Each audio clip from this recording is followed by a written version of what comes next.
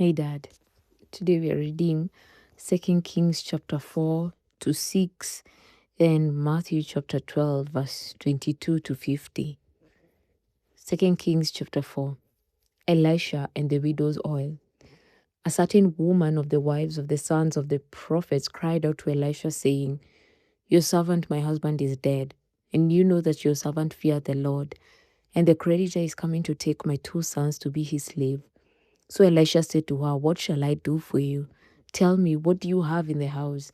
And she said, "Your maidservant has nothing in the house but a jar of oil." Then he said, "Go borrow vessels from everywhere, from all your neighbors, empty vessels. Do not gather just a few. And when you have come in, you shall shut the door behind you and your sons. Then pour it into all those vessels and set aside the full ones." So she went from him and shut the door behind her and her sons, who brought the vessels to her, and she poured it out. Now it came to pass, when the vessels were full, that she said to her son, "Bring me another vessel." And he said to her, "There is not another vessel." So the oil ceased. Then she came and told the man of God. And he said, Go sell the oil and pay your debt, and you and your sons live on the rest." Elisha raises the Shunammite son. Verse 8. Now it happened one day that Elisha went to Shunem, where there was a notable woman, and she persuaded him to eat some food. So it was, as often as he passed by, he would turn in there to eat some food. And she said to her husband, Look now, I know that this is a holy man of God who passes by us regularly. Please let us make a small upper room on the wall, and let us put a bed for him there, and a table and a chair and a lampstand. So it will be, whenever he comes to us, he can turn in there. And it happened one day that he came there, and he turned into the upper room and lay there. Then he said to Gehazi his servant, "Call this Shunammite woman." When he had called her, she stood before him, and he said to him, "Say now to her, Look, you have been concerned for us with all this care. What can I do for you? Do you want me to speak on your behalf to the king or to the commander of the army?" She answered, "I dwell among my own people."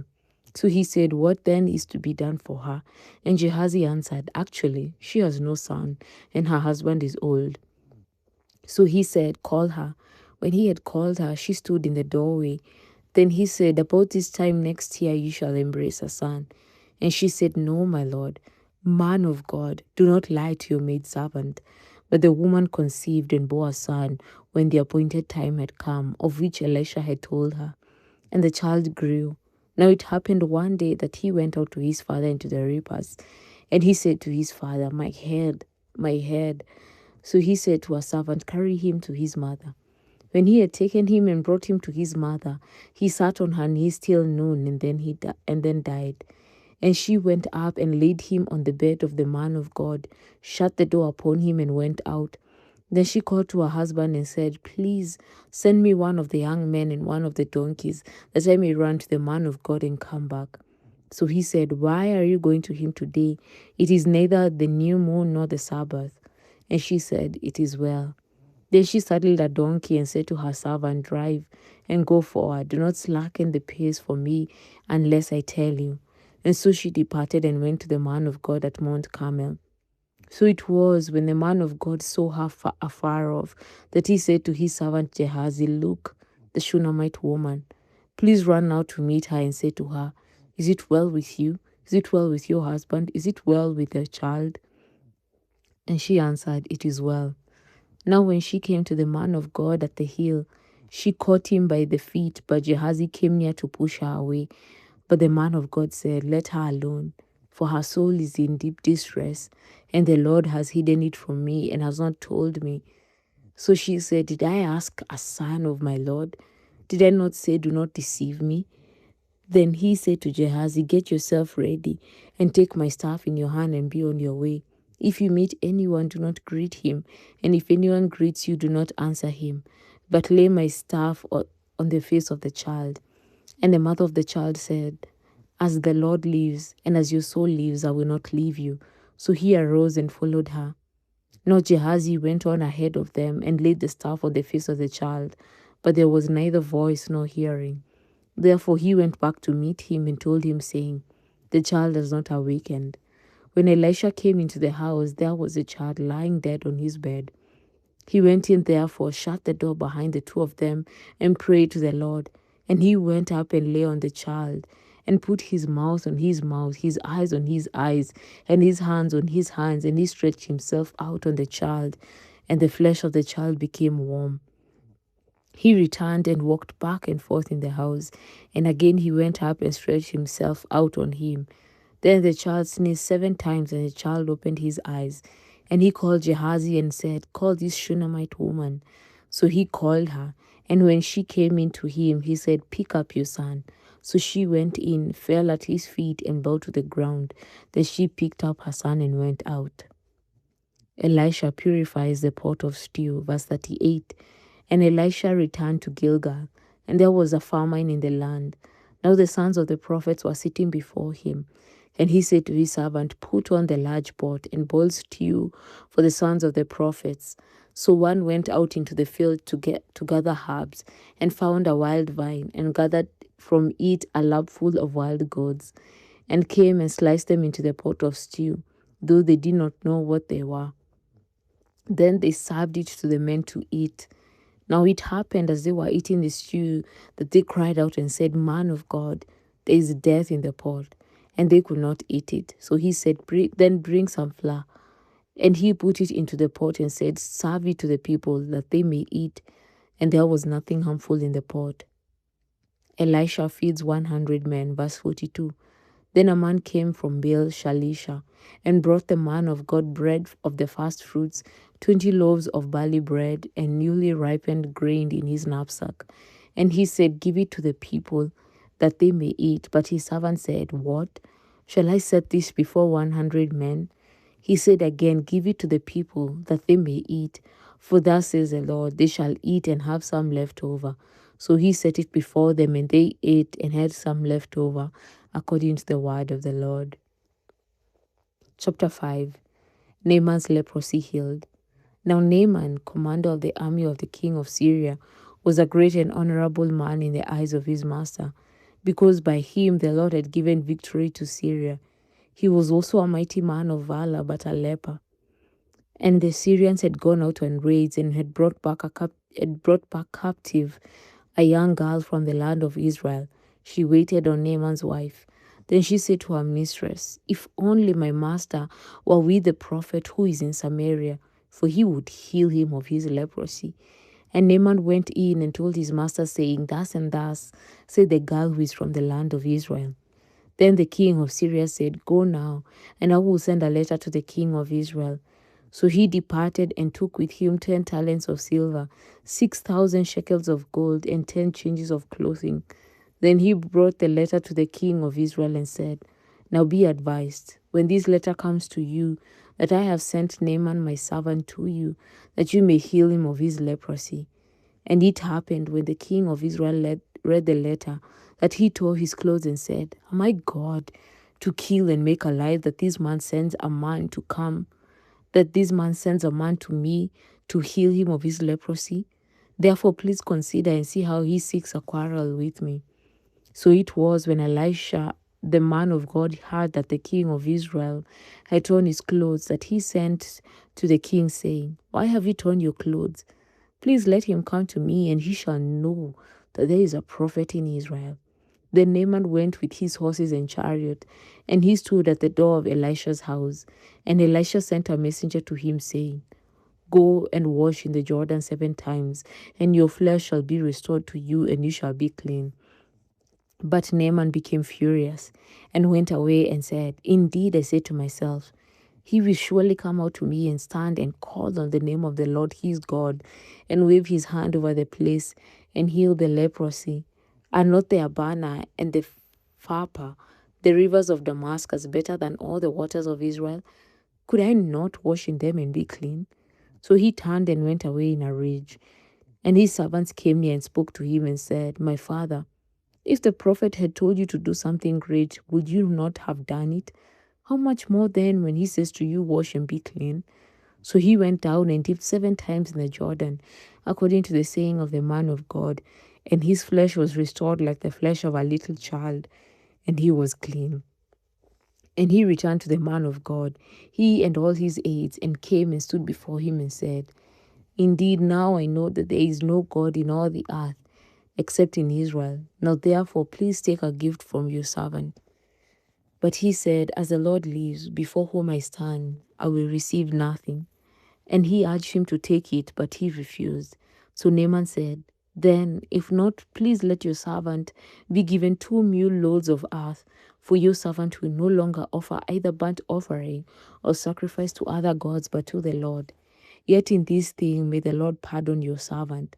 When my master goes into the temple of Rimmon to worship there, and he leans on my hand, and I bow down in the temple of Rimmon, when I bow down in the temple of Rimmon, may the Lord please pardon your servant in this thing. Then he said to him, Go in peace.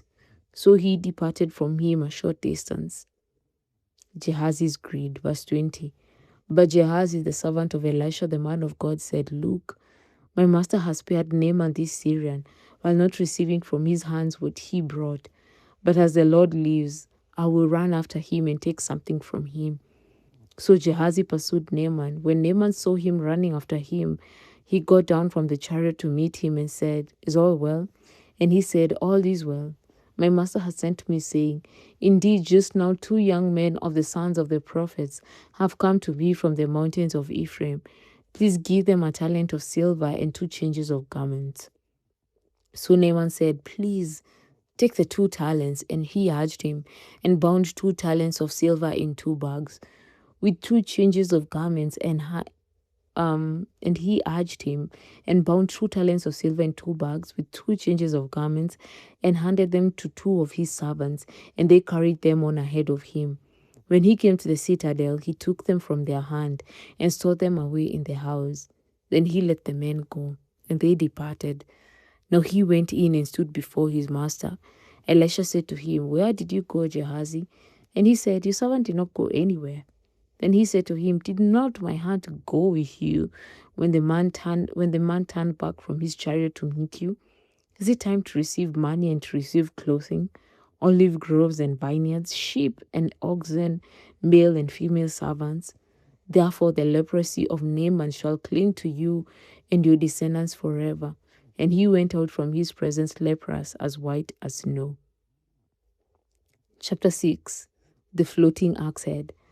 And the sons of the prophets said to Elisha, See now, the place where we dwell with you is too small for us. Please let us go to the Jordan, and let every man take a beam from there, and let us make there a place where we may dwell. So he answered, Go. Then one said, Please consent to go with your servants. And he said, I will. And he answered, I will go. So he went with them, and when they came to the Jordan, they cut down trees. But as one was cutting down a tree, the iron axe fell into the water, and he cried out and said, Alas, master, for it was borrowed. So the man of God said, Where did it fall? And he showed him the place. So he cut off a stick and threw it in there, and he made the iron float. Therefore he said, Pick it up for yourself. So he reached out his hand and took it. The blinded Syrians captured, verse 8. Now the king of Syria was making war against Israel, and he consulted with his servants, saying, My camp will be in such and such a place. And the man of God sent to the king of Israel, saying, Beware that you do not pass this place, for the Syrians are coming down there. Then the king of Israel sent someone to the place of which the man of God had told him. Thus he warned him, and he was watchful there, not just once or twice. Therefore, the heart of the king of Syria was greatly troubled by this thing. And he called his servants and said to them, Will you not show me which of us is for the king of Israel? And one of his servants said, None, my lord, O king. But Elisha the prophet, who is in Israel, tells the king of Israel the words that you speak in your bedroom. So he said, Go and see where he is, that I may send and get him. And it was told him, saying, Surely he is in Dothan. Therefore he sent horses and chariots and a great army there, and they came by night and surrounded the city. And when the servants of the man of God arose early and went out, there was an army surrounding the city with horses and chariots. And his servant said to him, Alas, my master, what shall we do? So he answered, Do not fear, for those who are with us are more than those who are with them.